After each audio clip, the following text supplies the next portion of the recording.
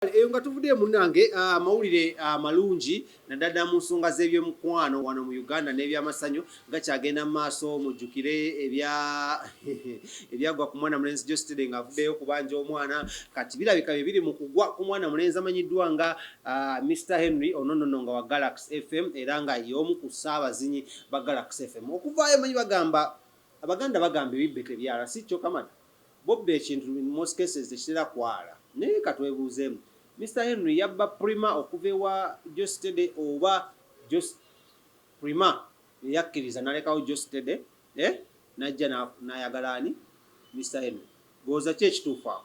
Naye oba oli eyo nawe kyebuuze mba tetumanyi, naye Abaganda bagamba ebibbe tebyala. So nga bakwateko bagenda ku vacation. What is trending right now on social media is kubanga Primah Kadesh digida ne mwana mulenzi omu South Africa eyegulira erinnya ennyo mu basangoma amanyiddwa nga Meddie. Meddie ono mujjukire muno ya rising to fame emabegaawo bakola ennyo mu bintu by'okulaga ssente, ani ayina ebisabe bassemwangaawo simanga bagenda bafeedinga out awo mane team ne bajja nga ate ba Meddie bajjaawo n'abalala bangi nnyo.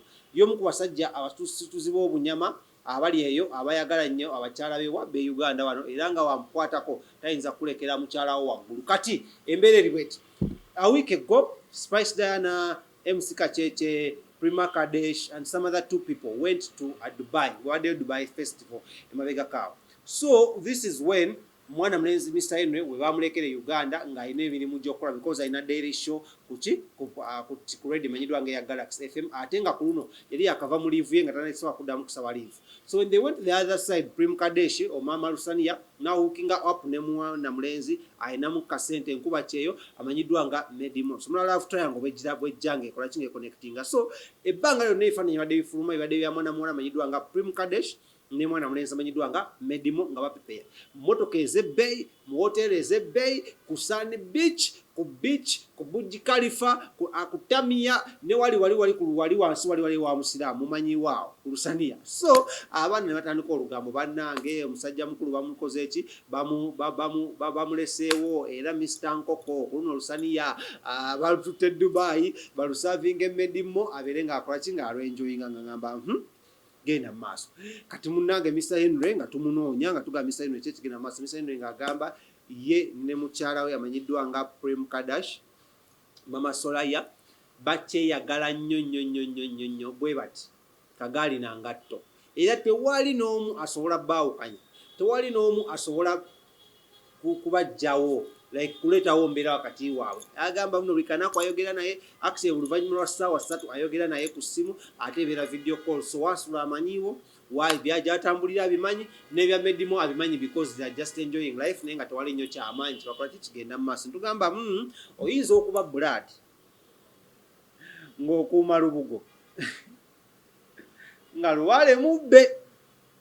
N'agamba nedda ntugatwala wano ebyaliwo between Meddie ne mwana muwala Momo 19. N'agamba temulaba Meddie yeesiba nnyo ku bakyala b'abaserebu nga ffe ab'e Uganda abayagala kuprovinga naye ffe twakolamu era ffe tukyaliwo. Tumugamba kale munnange katugenderawo kubanga goba oti oyogedde ne gwatamadinyi Meddie ebifaananyi ebyo by'ojjolaba ebiri mu kutambula awo n'ebya mwana muwala amanyiddwa nga Primah Kadesh. Ate ebyo si byo katwadde tukyali awo ku social media nga amawulire ga Katsi ne Caroline Marcha nago ga breaking through the news. Katsi yavuddeyo sanga ku Katsi nga alina busungu nako mukiraba ng'ali London ebiseera ebyo nga yeekyaye, but this is not depression kuno busungu. And also me I'll do the same thing. I'll do the same thing for the person ambeereddewo mu bbanga ery'okuyita mu kaseera akazibu ennyo. So munnange waddewo ba bloggers ab'ekisiba baagala ennyo views ne likes ne social media buzz bavudde ne bapostinga mwana muwala Caroline Marcha yabba ssente za mwana mulenzi Katsi agule essimu ya iPhone empya oba iPhone 13 Max sibimanyi bulungi nyoba 14 Max Pro something like that because me I'm an Android user. I don't use a lot of iPhones and iOS but because I'm editing moka. So kati ne bagamba simanya ate Katsi manya Katsi dumps posting muzaba Katsi dumps Caroline Marcha after simanya story stealing money gabyadde bingi. So nakola video obusungu Katsi yavudde nakola post eyabadde ey'obusungu enyo n'abagamba I don't deal with funny bogus bloggers. I'm not behind this but usina okukozesa page ya TV mwana mu Uganda emanyiddwa nga Spark TV ne program yabe emanyiddwa nga Live yanga bagezaako okwandika ebintu ebitagetegeka. But let me also take this opportunity to warn everyone that is out there ng'omanyi ozanyira ku mannya g'abaserebu ng'oyogera ebitakwatagana oyogera by'otalinaako obujulizi yo omuntu omulimu gwaffe bro. Man, before we come here to Bareta Mulegano, we put in a lot of research. We go ahead to research. We go ahead to get these interviews. Tujatuka ku bantu nga twakyagala tuwa interviews. All for what? All because of you. Mwaba bloggers abalina obusimusimu n'obusimu mukolyako buli awo tebutegerekeka. N'owandika kiposti kati n'omunyiza Caroline Maka n'onyiza abantu bannyo yo.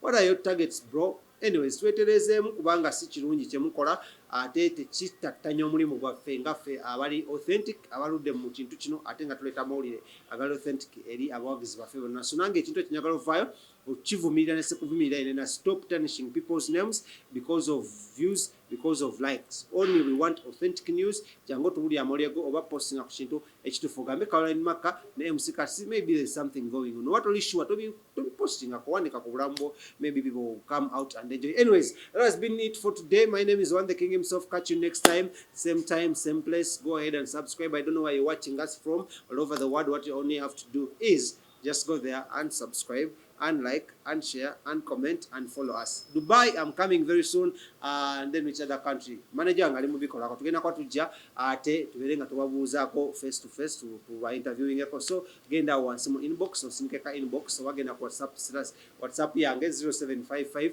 173117 najja kuba ofunako bulungi nnyo tuberenga tuwayawaya munze Kabaka Smith nga bulijjo wano ku Celeb Jazz.